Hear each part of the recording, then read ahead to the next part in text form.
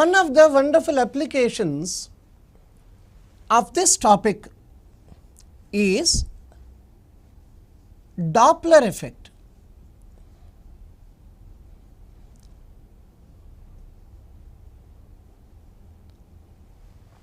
What is this concept actually? The apparent frequency of sound which has been heard by an observer due to the relative motion of the source or the observer, that is what we call it as a Doppler effect. Generally, when we are waiting for a train standing on the platform, when the train is approaching whistling, then one used to observe that the frequency of the whistle given by the train is gradually increasing when it is approaching this personality, and it gradually decreases like he observes when it is receding from him. But in realistic sense, there will neither be increase in the frequency nor decrease in the frequency as far as the frequency of the whistle that is concerned. There will not be any change, but just because of the relative motion relative to the observer, since the source is in motion, initially it was coming closer to him, after that it was receding from him. In both the cases, he observes as such, or as if there is some change in the frequency of that whistle which is given by the train. So, this particular variation, whatever we are observing, is called Doppler effect. So, to know about this Doppler effect, we have to discuss around 8 different cases. In all these cases, how the apparent frequency that is going to be varied and how the wavelength of that particular wave produced by the source is observed to be varied according to the observer. So, these are the areas what we are going to take up in this. So, let us take this Doppler effect, the very first case. Usually while discussing about Doppler effect, we consider a source, we consider an observer. The source is there, observer is there. We used to consider 8 cases, I said, keeping the observer at rest.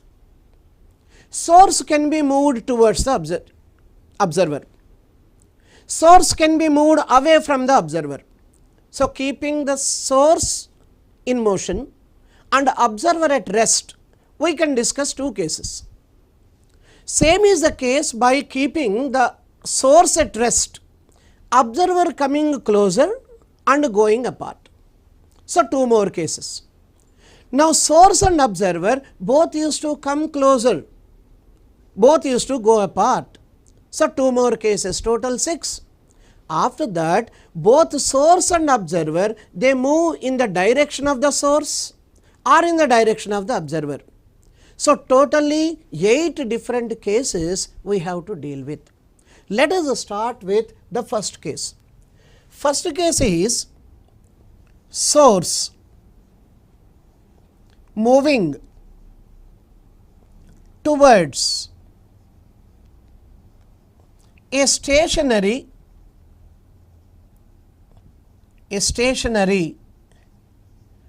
observer. That is what we just want. Source moving towards a stationary observer. This is the position of the source. Let us say this is the position of the observer. Source is here and observer is there. In between these two, there is a material medium which of course used to make the sound travel through. If medium is not there, no question of having the sound traveling from one end to the other, there is no question of Doppler effect there. And what we are considering here is medium is not having any additional velocity. It is at rest like, that means whatever the velocity it is having, that is not considerable, that is what is the meaning of it. So, when we consider source and observer are these two, now velocity of sound is v I take. So, the velocity of sound which is reaching this personality or observer, that I take it as v. Now, I am considering that the source is moving towards a stationary observer with a velocity Vs. So, what is what out of that one? First of all, you need to understand V is speed of sound, and second one Vs is speed of the source. That one has to understand this is constant speed it is maintaining, both are on the same line. Now, when source is moving towards observer, what are the observations he is going to make there? The very first concept what we need to understand is what would be the relative velocity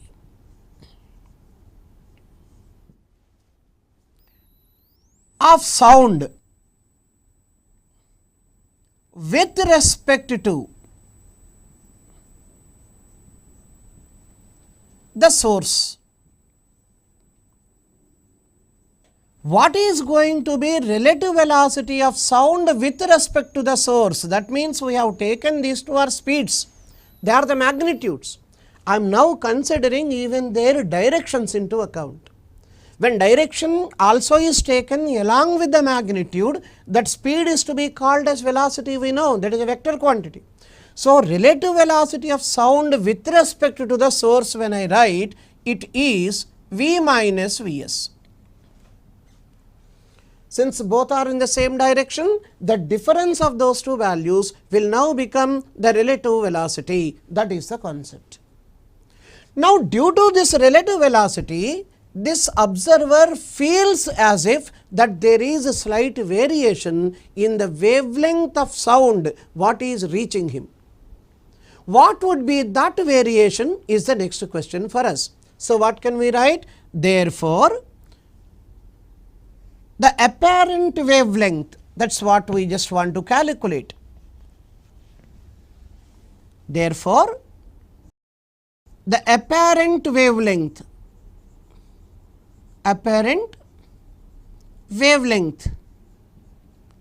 of sound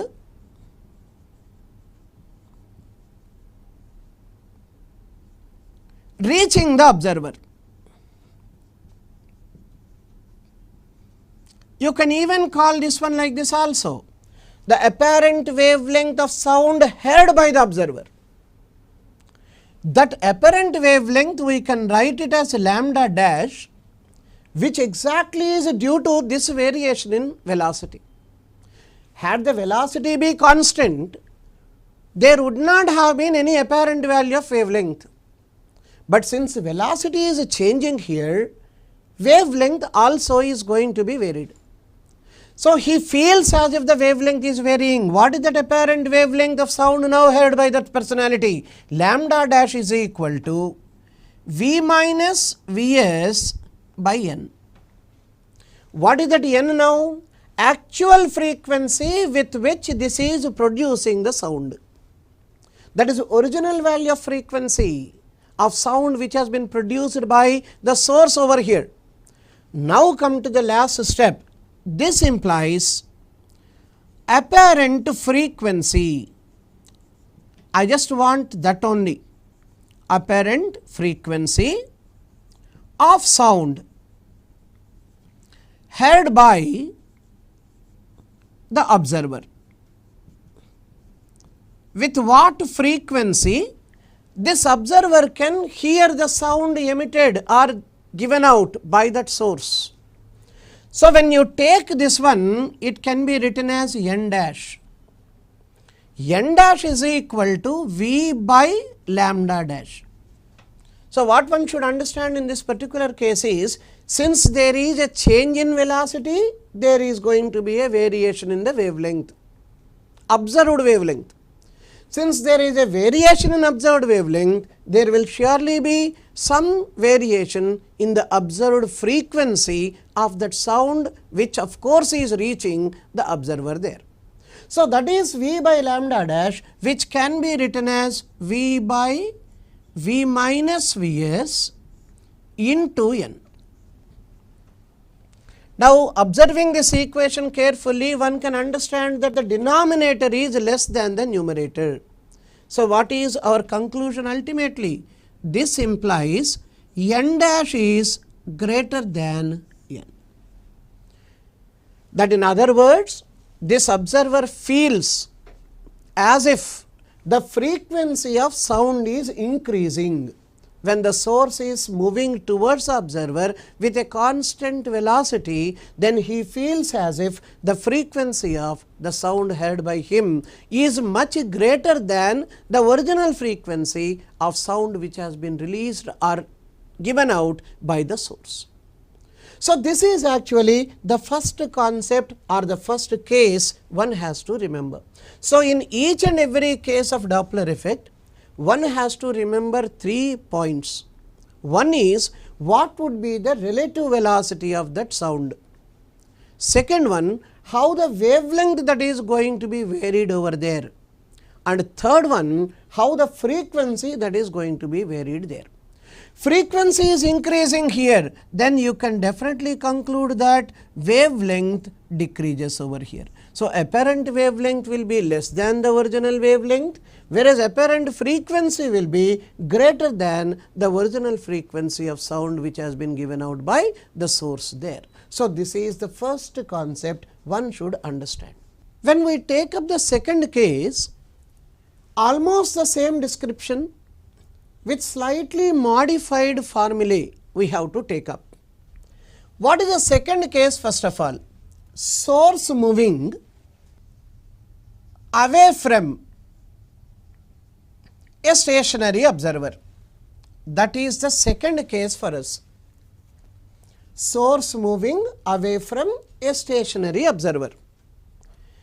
So, what is the first change we can make it in this figure? That change is the direction of velocity of this source is to be reversed. So, source is now going this side away from the observer, but still velocity of sound should be taken in the direction of the observer, because the sound whatever is reaching this observer only, that matters for us. Now, relative velocity of sound with respect to the source is how much? Simply speaking, V plus Vs. Earlier it was V minus Vs when it was moving towards the observer. Now it is simply V plus Vs. Then what happens to apparent wavelength of sound reaching the observer? That again becomes V plus Vs by n. When it is V plus Vs by n, what would be the variation in lambda? Just look at that one. Lambda increases. When lambda increases, what would be the result we can finalize automatically? Apparent frequency of sound heard by the observer now becomes V by V plus Vs into n. Then what is the outcome we can think of? N dash will be less than n. So, what are the changes to be made here? If you can identify, that is enough for us to know every alternate case here. So, first case, suppose if we know, second case automatically we can remember the formulae, that is not a big task. But in the same manner, third case when we calculate, when we take up a little carefully, fourth case you can directly write like this. Every alternate case you can, by simply changing the signs, you can get the results. So, in this particular case, look at carefully, source is moving away, then relative velocity becomes V plus Vs, apparent wavelength is going to be increased, then automatically apparent frequency that will be decreased in this particular case. This is case 2 for us. Let us consider the third case now. In case 3 and case 4, we are keeping the observer in motion and source at rest. So, we can take this way, observer moving towards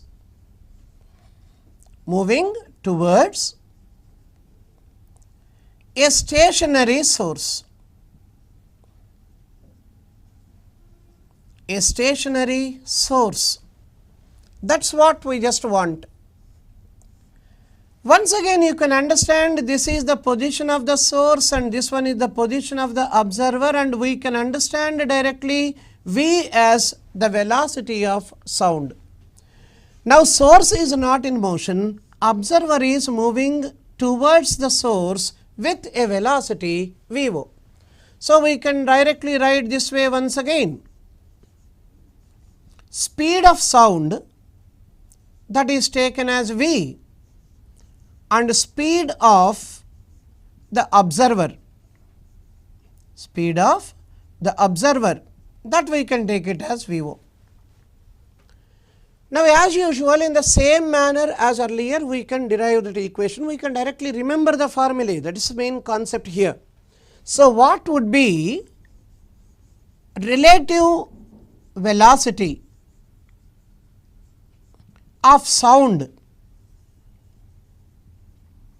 with respect to the observer?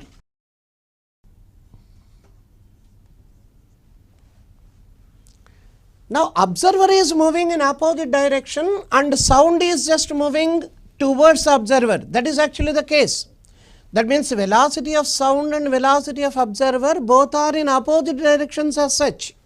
Therefore, this becomes v plus Vo. And one more thing we need to understand, as long as the source is at rest, there will not be any change as far as wavelength that is observed by the observer is concerned. Therefore, wavelength remains same. Wavelength remains same. You can remember this one, since the source is at rest. That is the concept. So when wavelength is not changing at all, there is no need for us to write lambda dash. Instead, we just have to go for the apparent frequency here. Therefore, apparent frequency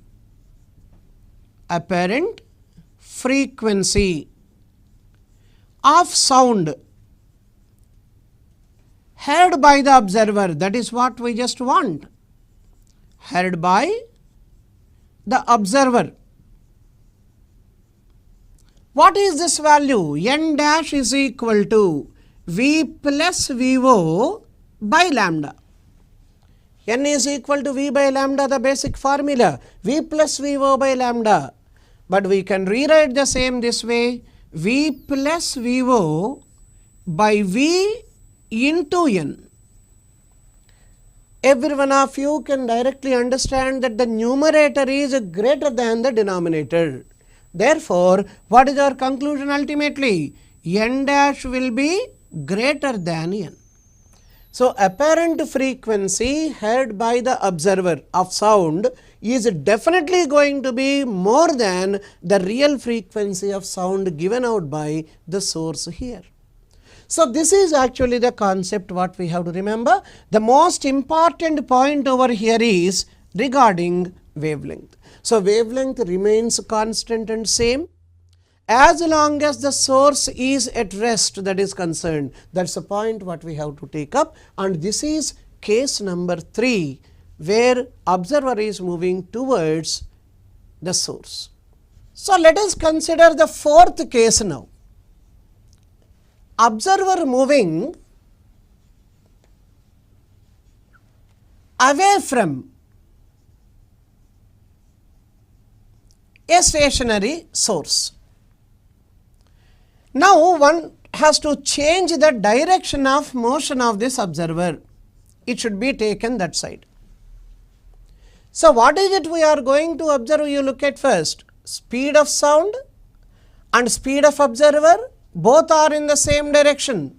Therefore, relative velocity of sound with respect to the observer now becomes V minus Vo. That is what we have to remember. Since the source is at rest, wavelength will not vary, it remains constant and same. That is the condition. Apparent frequency of sound heard by the observer now becomes V minus VO by lambda. In other words, V minus VO by V into N. In other words, we can say that N dash is less than N.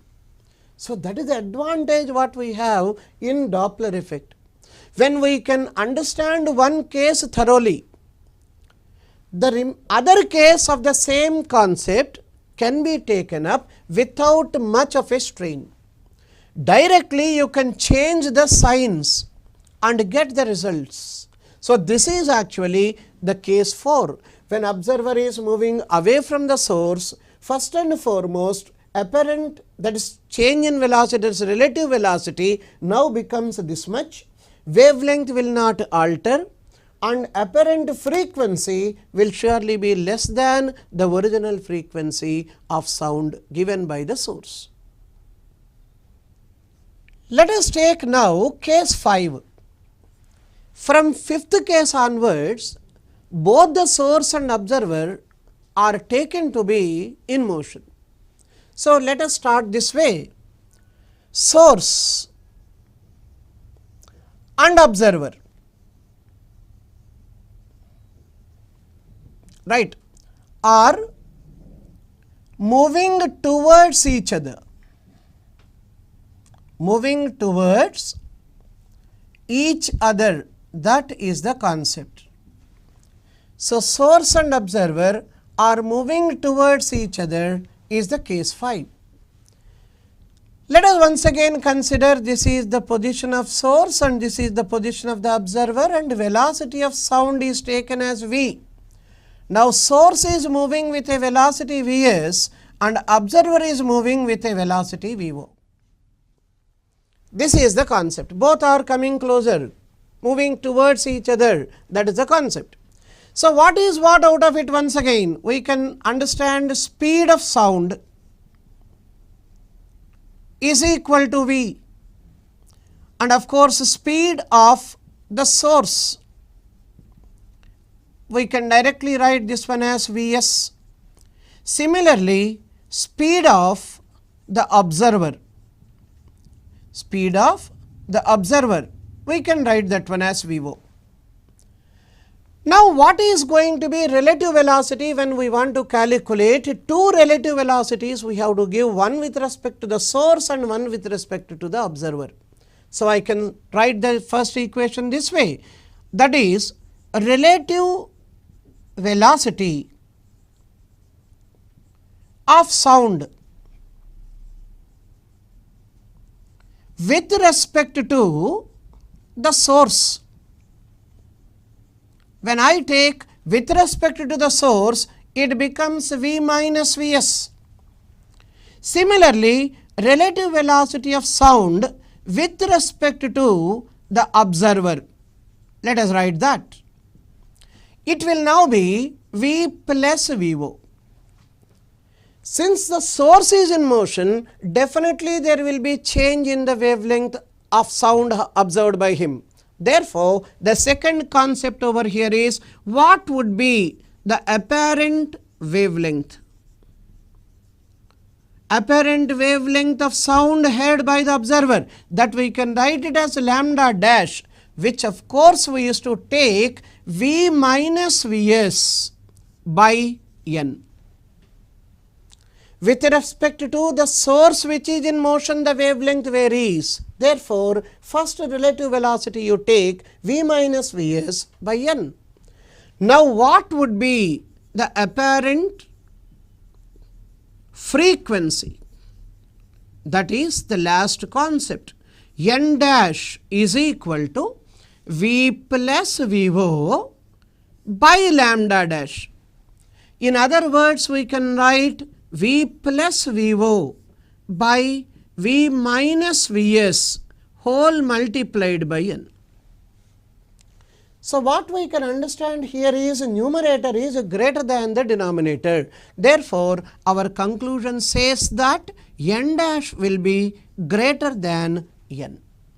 So, whenever both source and observer are moving simultaneously, one should consider two relative velocities of sound, one with respect to the source and one with respect to the observer. Then we can decide what is the apparent wavelength there and apparent frequency over here. This is case 5.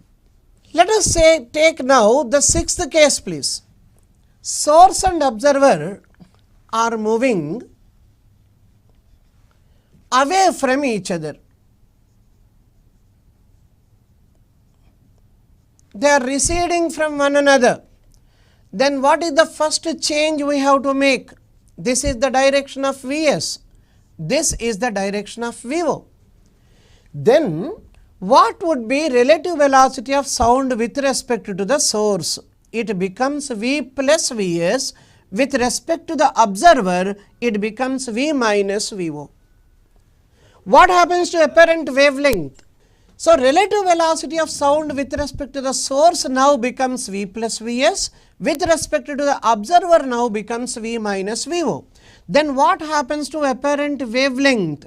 V plus Vs by n, that you can understand wavelength is increasing.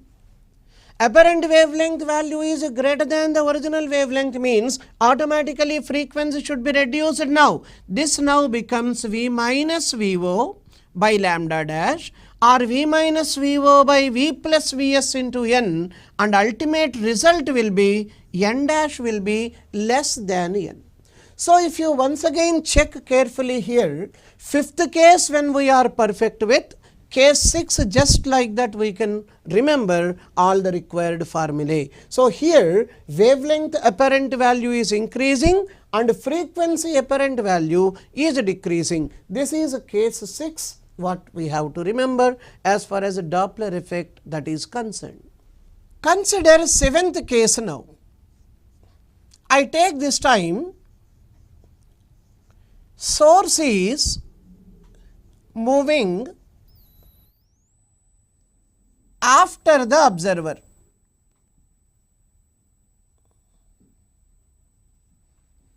Source is moving after the observer means observer is running in one direction and source is following that fellow.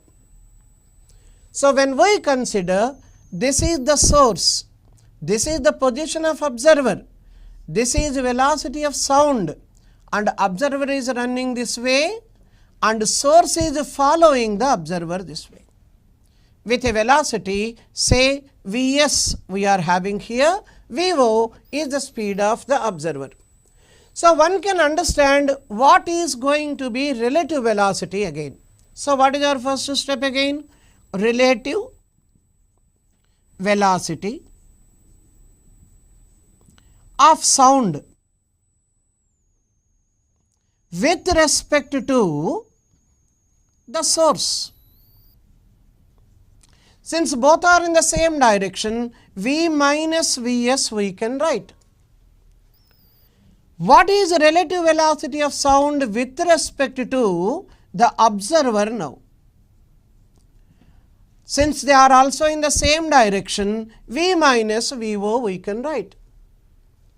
Now, what would be the apparent wavelength?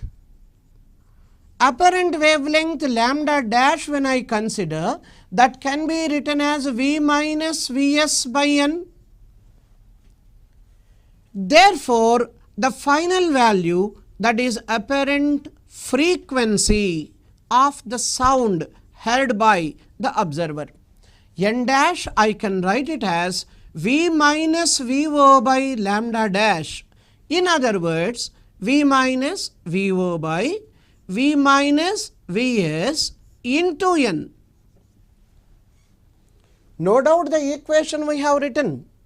But from this particular equation, one cannot identify whether n dash is greater than n or less than n or equal to n unless until we know these two velocities. Velocity of the observer is known to us. velocity of the source is known to us. When we know these values, we directly can estimate whether n dash is greater or lesser or equal to that of n. So, for that we can write 3 separate cases. What is the first case we see? If I consider velocity of source is greater than velocity of the observer, source is greater means then velocity of observer means numerator will be more than the denominator. Therefore, what happens? Then we can say n dash will be greater than n.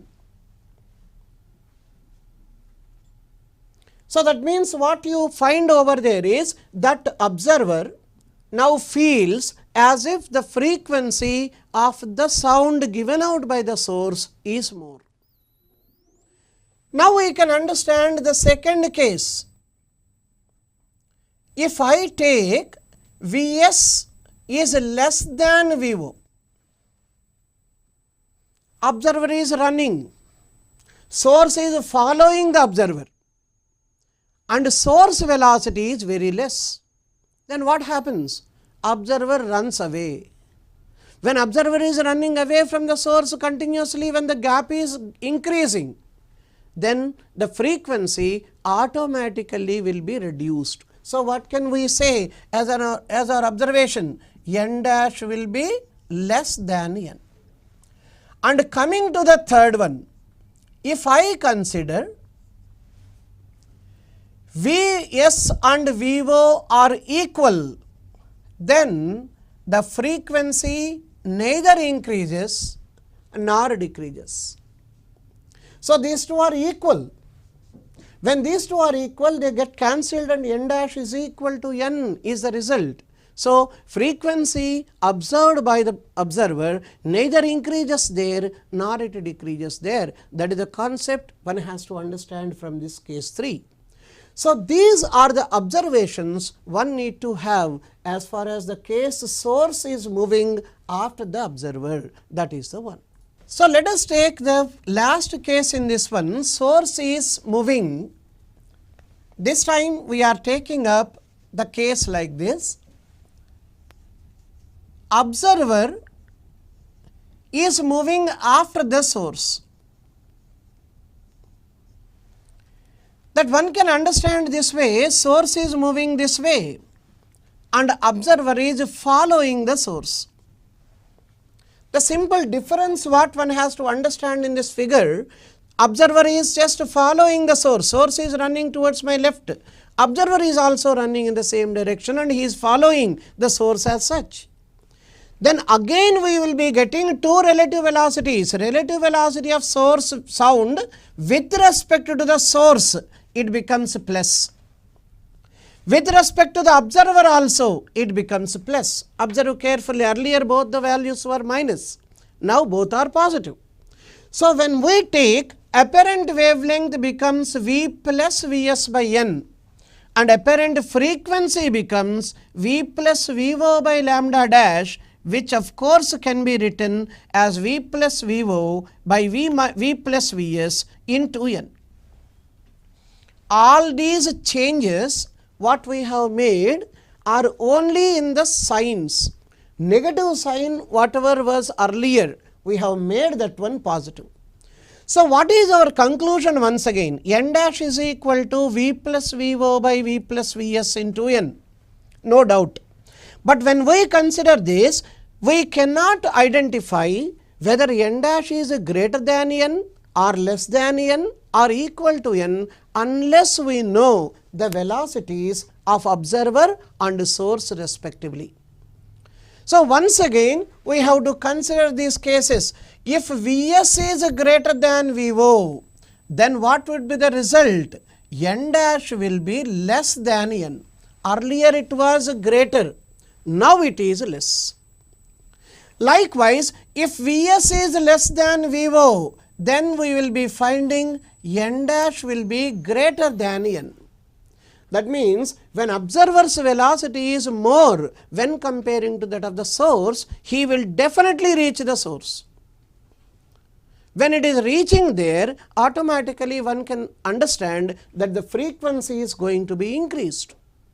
So when we consider Vs is equal to Vo, then automatically one can say the frequency apparent value neither increases nor it decreases.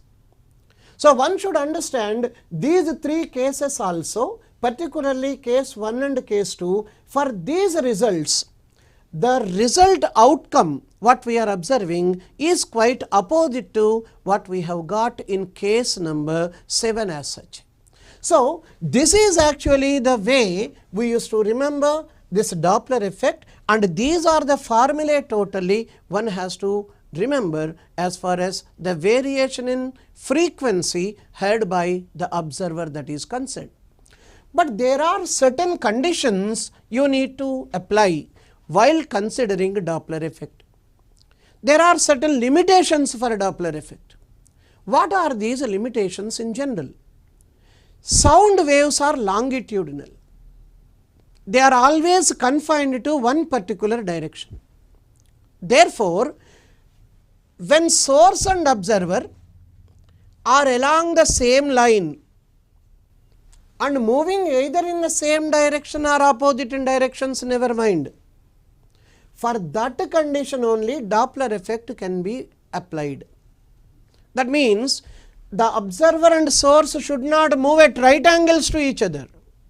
If such is the case, Doppler effect cannot be observed in sound. So sound, whenever we want to apply Doppler effect, what is the first condition? Condition is this, that both source and observer, they should be on the same line. They should move along the same line either towards or away or in one of the directions out of the two possible. And the second condition, the source or observer, their velocities should not be more than velocity of sound. That means Vo value we consider or Vs value when we consider, both the values should be less than V. What for we can understand? Example, if you take this equation itself, when both are positive, the result will be positive, no worry. Suppose if you are having in any equation V minus Vo, V minus velocity of the observer. If velocity of observer by any chance is greater than the velocity of sound, then you get the apparent frequency or thereby the wavelength, whatever we are talking about, that becomes negative. Frequency 0 means body is not vibrating. That is the basic rule. How can we explain frequency becoming negative? Frequency negative has no sense. Frequency 0 itself means that the body is not in vibratory motion. So frequency becoming negative is totally, you cannot explain. What exactly the case, of course, no one knows there. So it is impossible. Thereby the speed of sound, when we consider, that always should be greater than the speed of the source or the observer. So always Vo, remember this point carefully, always Vo should be less than V and Vs should be less than V. So the velocity of observer and even the source are supposed to be less than the velocity of sound, then only Doppler effect can be applied. And the second point I have already told you, both observer and source are supposed to move on the same line. That is just because the sound waves are longitudinal by nature. Whereas in the case of light, when we consider Doppler effect, these conditions need not be taken up, because velocity of light or speed of light is very, very high. Nobody in the universe can travel with the speed of light. If such is the case, you can apply this particular equation, you need not take, or this condition need not be taken up when we consider Doppler effect in light. Whereas in sound, when we take, this must be the case for the application of Doppler effect.